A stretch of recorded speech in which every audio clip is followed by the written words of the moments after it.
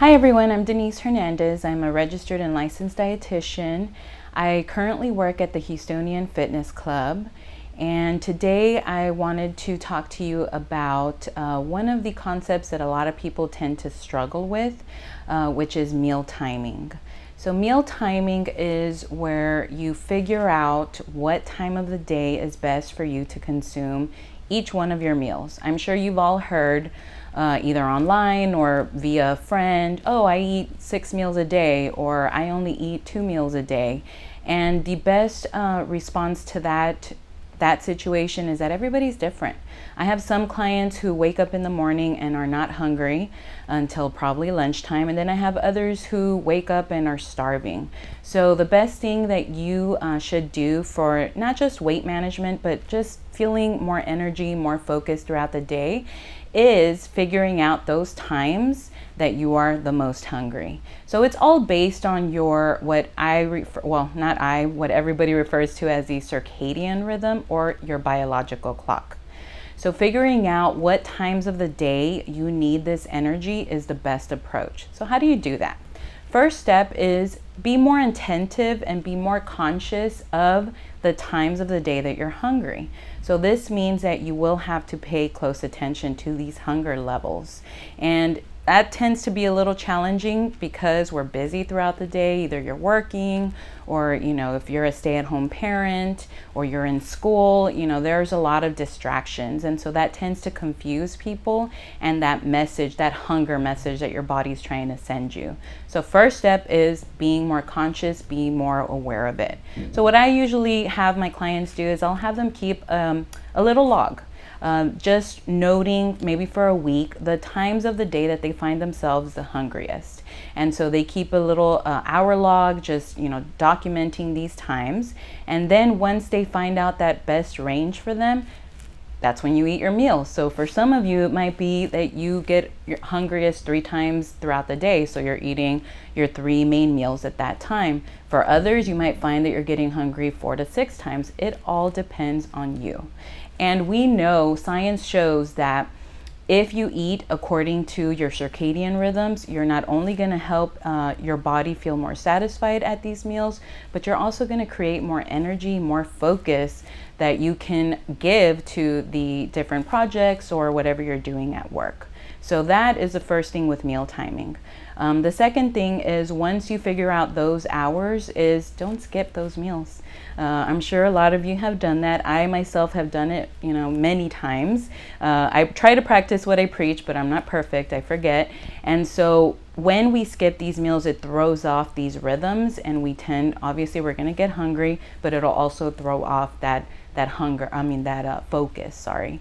And so you really want to, once you figure these out, you want to stick to this timing and having these meals a little more frequently throughout the day. And so the second thing that we wanted to talk about today is meal balance. Now we're going to focus on meal balance. So you figured out what times of the day you're hungry. Now it's important to pay attention to meal balance, because if you don't have a meal that has all of the 3 different macronutrients in it, or at least a good combination of some of these, then you won't feel satisfied and you'll be hungry again in a shorter time span. And so when it comes to meal balance, one of the best tools, or what I like to use, is the plate method. So this method here, obviously you have a normal sized plate. I know some of them tend to be a little larger, but choose something a little normal size, 10-inch diameter. And then half of your plate, when it comes to your main meals, I recommend doing half of your plate vegetables. Okay, the fruits, you can focus on them during snack times. But your main meal, so breakfast, lunch, dinner, try to have half of your plate vegetables, a quarter of it either a grain or a starchy carb. So a grain is going to include wheat, it's going to include rice, it's going to include barley, quinoa, you name it. I would recommend choosing half of these grains, making them whole.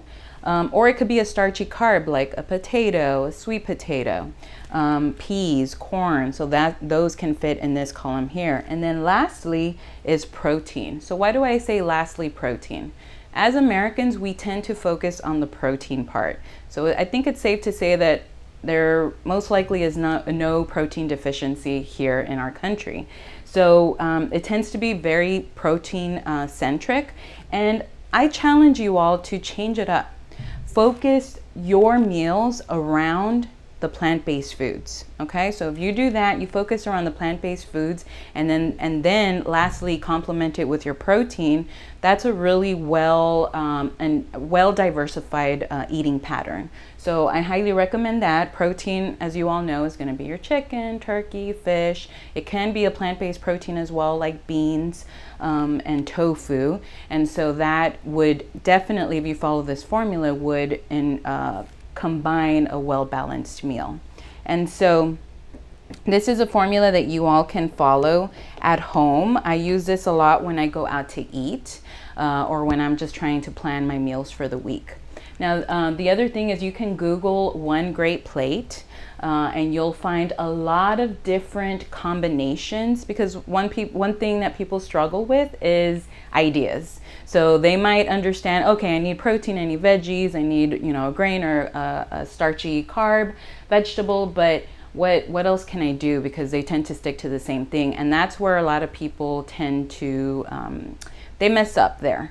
We shouldn't be eating the same things every day. We should diversify it. So if you go online, Google search One Great Plate, you'll get all of these different meal combinations that show you all the different ways that you can combine this stuff. So for example, here we have a slice, some fish, a slice of bread, and then a salad, and then chicken, some brown rice, some veggies, and then so many other options that you have here. Remember, it still follows that method, which is half of your plate fruits and veggies, a quarter of it that whole grain or starchy carb, and then the rest of it your protein. So thank you for watching this video. I'd like to take this opportunity to invite you all to the weareonefitness.org website, where you can sign up to see more of these nutrition videos or workout videos, and it's all completely free. If you go to this website, you'll also have a way to either comment, contact, or email any questions that you might have or any future topics that you would like to listen to by visiting the website. So please take a moment to look over all of that. Think about any other nutrition topics. I know there's a lot of misinformation out there, and so we'd love to help you sort through all of the nutrition and fitness noise that is out there in the world. So please visit us and let us know what you think.